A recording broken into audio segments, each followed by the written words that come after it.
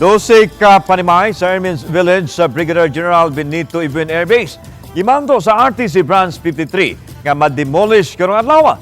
Sa videong kuha sa usa ka retired Air Force makita ang pag-demolish sa mga unit nga iya sa mga retiradong sakop sa Philippine Air Force. Sa text message nga nadawat sa RTV Balita Misda Gibutyag ni retired Master Sergeant Anthony Urias, upat ka mga panimay ang hingpit nga na-demolish karong adlaw. Lain pang 5 ang gubunonon ug mga adlaw. Sa paghanay ni balita, way pamahayag nga giliwatan ang retiradong mga Air Force nga apektado sa demolition. Gitahasan ang Lapu-Lapu City Police nga malinawon ang gihimong demolition. Matod ni Police Lieutenant Colonel Christian Torres, spokesperson sa Lapu-Lapu City Police Office, migawas ang writ of demolition sa wa pa ang pandemya apan nangan-angan ang pagpatuma nini. Nakapahigayon hinog pre-demolition conference, nagsilbing complainant ang Solicitor General.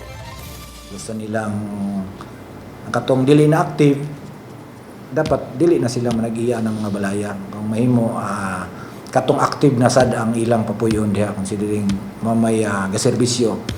Nitabo mo daghan mong mga retiree diha nga nagihapon sa sud.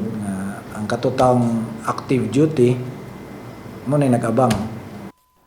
Wala matubang sa RTV Balita Misda ang Public Information Officer sa 560th Wing aron kakwan unta sa ilang habing.